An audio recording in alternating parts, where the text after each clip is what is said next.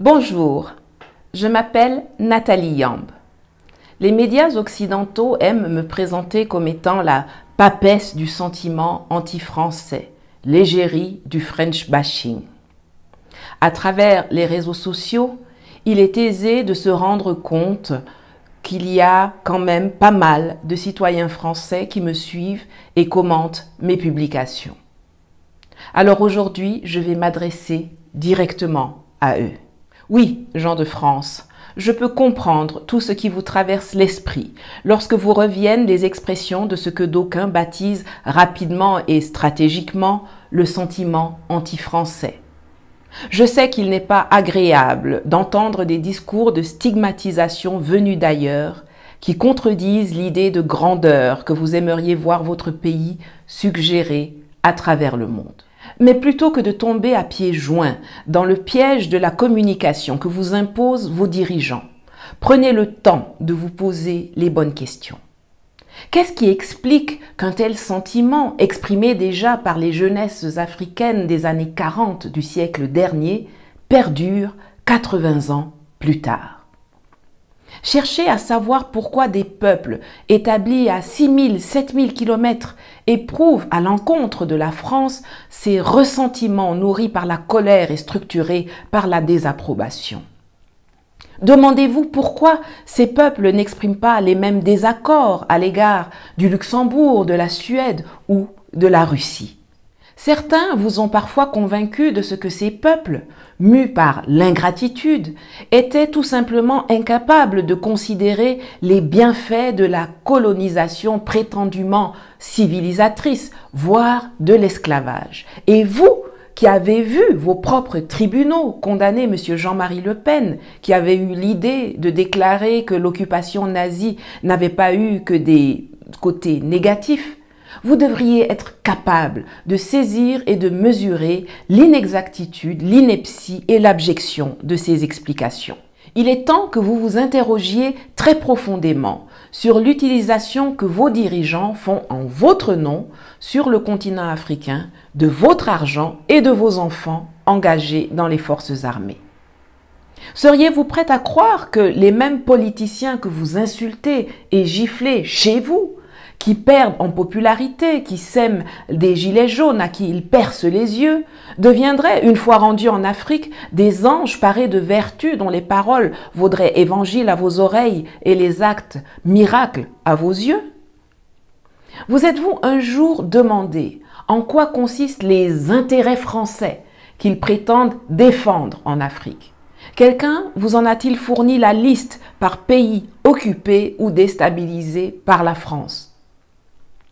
Le rôle primaire de l'armée française est de sécuriser les frontières de la France. Votre pays n'a aucune frontière avec l'Afrique. Alors, que fait votre armée chez nous? Les citoyens américains, par le passé, aimaient à se comporter comme vous aujourd'hui. Fermer les yeux sur les turpitudes, les exactions, les pratiques hégémoniques et spoliatrices que les gouvernements américains successifs ont menées en leur nom partout dans le monde. Et puis un matin d'octobre 1993, effarés, ils ont été traumatisés par les images des cadavres saccagés des soldats américains Randall Shughart et Gary Gordon, traînés nus derrière des jeeps à Mogadiscio sous les acclamations des populations somaliennes. Je suis une vigie et je pense qu'il est de mon devoir de vous alerter et d'attirer votre attention. Les prémices de Mogadiscio se font déjà ressentir partout où l'armée française est présente en Afrique. Vous voyez arriver chez vous quelques-uns de nos enfants qui ont survécu à la traversée périlleuse du désert, de la Méditerranée et à la torture dans les geôles libyennes. Mais ce que vous ne voyez pas, ce sont les millions de jeunes Africains qui ne se lancent pas dans la migration, qui restent en Afrique, mais dont la colère envers la France coloniale et pilleuse, protectrice de nos dictateurs, grandit chaque jour un peu plus. Vos enfants en uniforme ne sont pas perçus comme des amis ou des sauveurs, mais comme des occupants, comme des prédateurs, comme des voleurs, comme des violeurs et des ennemis.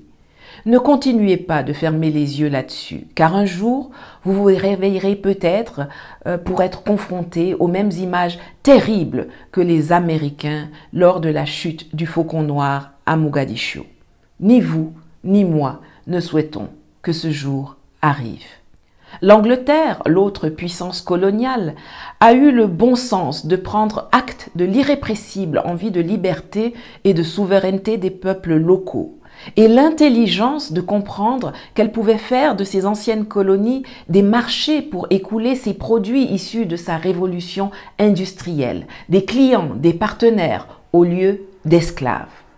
Mais vos dirigeants, eux, veulent nous maintenir dans la soumission et continuer de piller nos ressources grâce à votre armée ou à des traités léonins imposés à nos aïeux, au lieu de les négocier comme le font les autres sur le plan commercial ou diplomatique. Ça ne passera pas, ça ne passera plus. 75% de la population de notre continent a moins de 35 ans.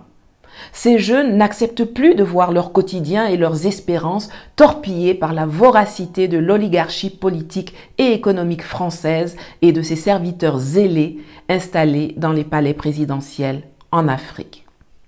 Pendant longtemps, nous avons su faire la différence entre le peuple de France, vous, et la politique de l'État français en Afrique, connue sous le vocable France-Afrique et menée depuis l'Élysée. Mais aujourd'hui, à l'heure d'Internet et des réseaux sociaux, vous n'avez aucune excuse pour justifier votre silence et votre inaction. L'an prochain a lieu chez vous une élection présidentielle.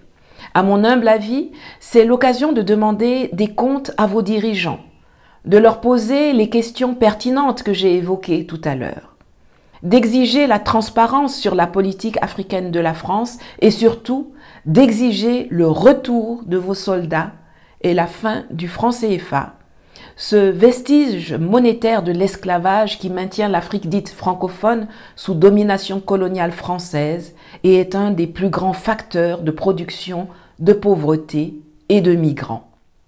Je sais qu'il y en a parmi vous qui sont soucieux de préserver l'identité de la France et anxieux devant ce que d'aucuns présentent comme le grand remplacement. Je vous comprends et je vous assure que si vous vous engagez à faire ce qu'il faut pour que vos dirigeants nous laissent nous développer tranquillement en Afrique comme nous le souhaitons, alors nous nous engageons à veiller à ce que nos jeunes restent chez nous. Ils ne viendront chez vous que pour faire du tourisme et repartir, tout comme vous ne viendrez chez nous que pour négocier et payer à leur juste valeur nos matières premières et nos produits finis et repartir. Merci.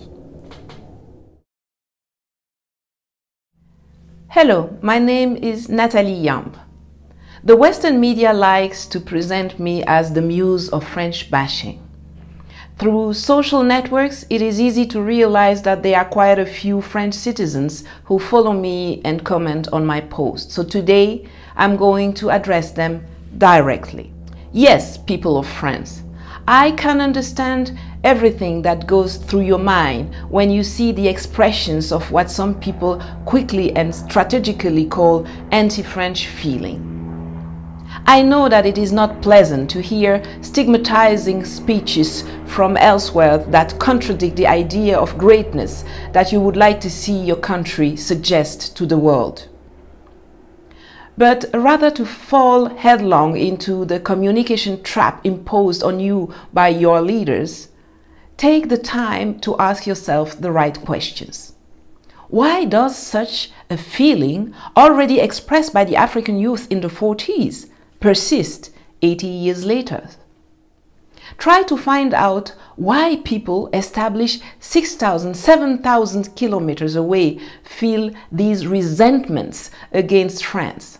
Ask yourself why these people do not express the same disagreements towards Luxembourg, Sweden, or Russia. Some have sometimes convinced you that these people, driven by ingratitude, were simply incapable of considering the benefits of so-called civilizing colonization or even of slavery. And you, who have seen your own courts condemn Jean-Marie Le Pen, who declared that the Nazi occupation had not only had negative sides, should be able to measure the inaccuracy and the objections of these explanations. It is time for you to ask yourself very profound questions about the use that your leaders are making in your name on the African continent, of your money and of your children engaged in the armed forces. Would you believe that the same politicians who are slapped and insulted in your country, who are losing popularity, who are repressing yellow vests, would become angels adorned with virtue once in Africa? Have you ever wondered what the French interests they claim to defend in Africa are? Has anyone provided you with a list of them? The primary role of the French army is to secure France's borders. Your country has no borders with Africa. So what is your army doing here? You see some of our children arriving in your country who have survived the perilous crossing of the desert, the Mediterranean, and the torture in Libyan jails. But what you don't see are the millions of young Africans who do not migrate, who remain in Africa, but whose anger towards colonial and plundering France, protector of our dictators, grows every day. Your children in uniform are not seen as friends or saviors, but as occupiers, predators, thieves, rapists, and enemies. I am just ringing the bell to alert you. England, the other colonial power, had the good sense to take note of the irrepressible desire for freedom and sovereignty of the local people, and the intelligence to understand that it could turn its former colonies into markets for the product of its industrial revolution. Customer and partners instead of slaves. But your leaders want to keep us submissive and continue to plunder our resources through your military and through treaties imposed on our forefathers, instead of negotiating them as others do commercially or diplomatically. This is not going to last any longer. 75% of the population of our continent is over 35 years old. These young people no longer accept to see their daily life and their hopes torpedoed by the voracity of the French political and economic oligarchy and its zealous servants installed in the presidential palaces in Africa. For a long time, we've been able to distinguish between the people of France, you, and the French state policy in Africa known as France-Afrique and conducted from the Élysée Palace. But today, in the age of the internet and social networks, you have no excuse to justify your silence and inaction. Next year, a presidential election will be held in your country. In my humble opinion, this is an opportunity to hold your leaders accountable, to ask them the pertinent questions I mentioned earlier, to demand the return of your soldiers and the end of the CFA franc, this monetary relic of slavery that keeps so-called French-speaking Africa under French colonial domination and is one of the greatest factors in the production of poverty and migrants. I know that there are some among you who are concerned about preserving the identity of France and anxious about what some present as the Great Replacement.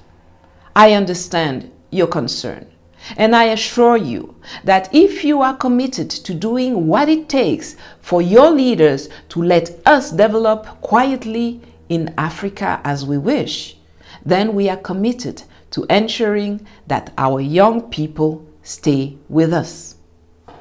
Thank you.